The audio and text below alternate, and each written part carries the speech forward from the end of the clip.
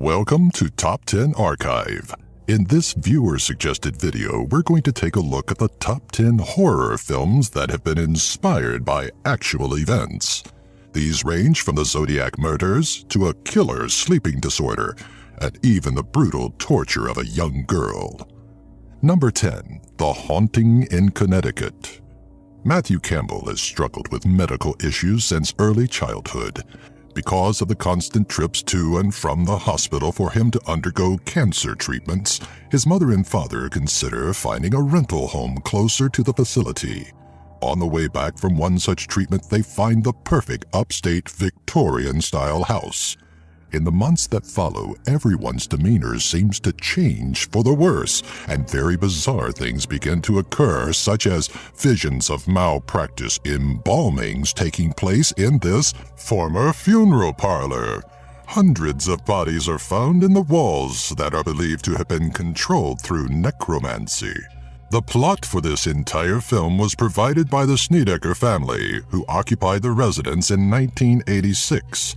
According to the skeptic investigator Benjamin Radford, most of the story, like most Hollywood pictures, is blown out of proportion. Number 9. Zodiac. Zodiac tells the infamous story surrounding the manhunt in the San Francisco Bay Area for a serial killer coined as the Zodiac Killer. The Zodiac was known for taunting police, sending them blood-stained clothes and letters with seemingly undecipherable riddles.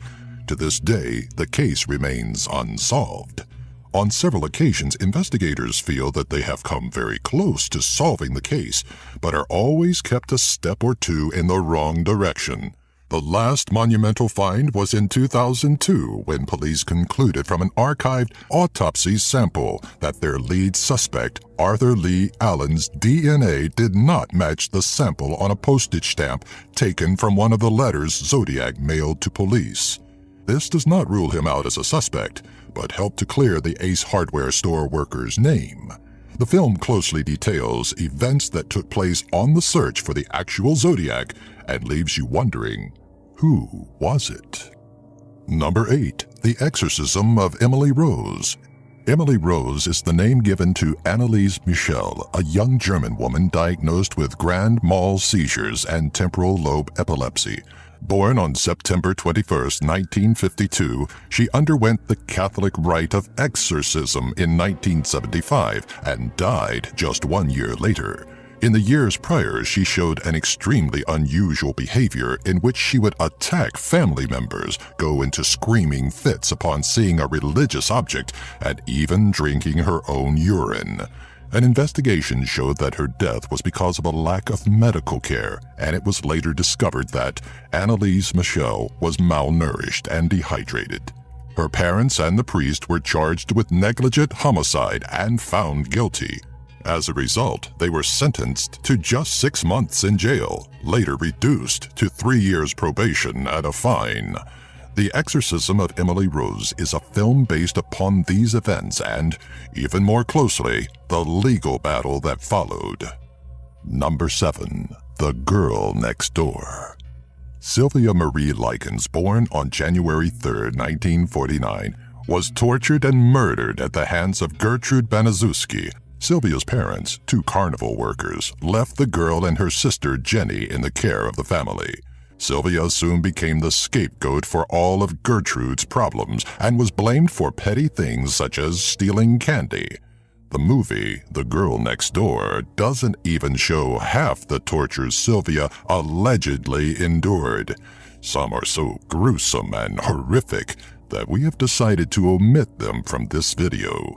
Some of what she endured, though, were having cigarettes extinguished on her skin, burnt with scalding water, rubbing salt on the wounds, force-fed human feces and urine, and maybe most memorably the words, "I am a prostitute and proud of it," being carved into her chest with a heated needle.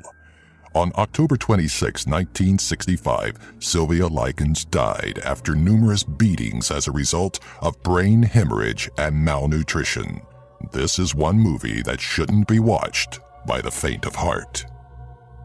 Number 6. A Nightmare on Elm Street. This may come as a surprise, but the horror film series A Nightmare on Elm Street is based loosely on actual events.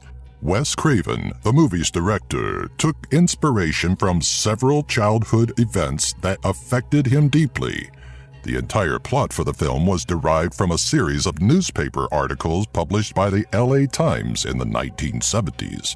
They document a group of Khmer refugees fleeing from Cambodia to the United States after American bombings and the actual nightmares they were traumatized by during the journey. Many of them refused to ever sleep again and eventually died as a result of what medical authorities named the Asian Death Syndrome. Craven took inspiration for the film's villain, Freddy Krueger, from an encounter he had with a disfigured-looking homeless man who would walk alongside a path near his house and one night stopped to stare evilly at him. At first, Krueger was intended to be a child molester, but that soon transformed into a serial killer. Number 5. The Amityville Horror. The Amityville Horror is a film based off of actual murders that took place on the South Shore of Long Island, New York. As the story goes, on December 19, 1975, George and Kathy Lutz, along with their 3 children, moved into a Dutch colonial home located at 112 Ocean Avenue in Amityville. Just 13 months prior to this, Ronald DeFeo Jr. shot and killed 6 members of his family inside the home as they slept. Within the first week of their stay, the Lutzes reported hearing mysterious voices, one of which told Father Mancuso, a local priest they called in to perform a blessing, to get out when he began distributing holy water around the property. After just 28 days, the Lutzes fled the house claiming to have been terrorized by evil demonic spirits. Number 4. Dahmer. Like the movie Zodiac, Dahmer details the horrific acts by a serial killer named Jeffrey Dahmer. It tells the story of how his Christian parents may have repressed homosexuality and infuriated his hatred for gay individuals. Between 1978 and 1991, Dahmer killed 17 homosexual or bisexual men. Victims' bodies were found decaying in acid in his apartment, and some of their heads were stored in his refrigerator, along with other human body parts. Dahmer photographed each stage of his victims' deaths, including the sexually explicit acts he was known to perform. It is believed that his twisted mind and taste for human flesh were fueled by a perverted sexual desire that is clearly shown in the film Dahmer. Number 3. The Exorcist. During the late 1940s, several priests performed a series of exorcisms upon an anonymous boy who was given the pseudonym Roland Doe. The boy was born sometime in 1936 and was the victim of an alleged demonic possession. These events were documented by the attending priest, Raymond Bishop. Although exorcisms surely did take place, and the nameless boy did in fact act in a terrifying manner, there is no way to tell for certain if this was because of a mental illness, sexual abuse, or just a childish fabrication. But what is certain is that Doe was introduced to a Ouija board by his aunt, who was a spiritualist.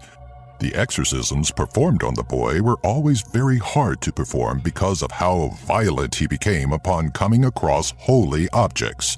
The film's version of these events was made soon after William Peter Blatty's best-selling novel, The Exorcist.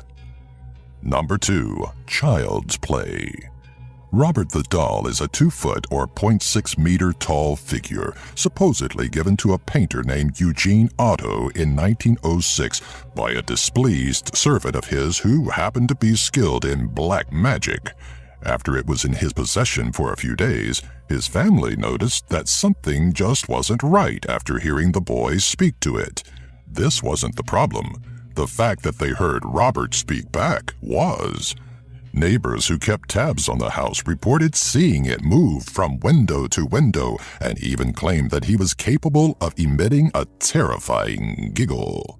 When things would fall out of place around the house, Eugene would often blame it on Robert. much in the same way as Alex Vincent did in Child's Play. Number 1. The Conjuring.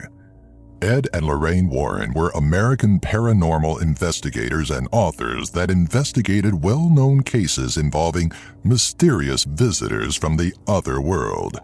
The husband and wife claimed that the Perrone family's Harrisville, Rhode Island residence was still occupied by a witch who had lived there some 100 years earlier. Through many hours of investigation, much of which included searching through public records, they concluded that her name was Bathsheba Sherman and that she had cursed the land so that whoever owned it somehow died.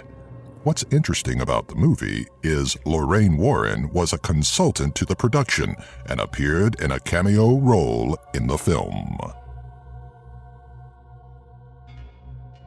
Like these top 10 videos? Subscribe by clicking the annotation here and give our video a like. And share the link for this video with all your friends on your favorite social media sites. Have an idea for a future top 10?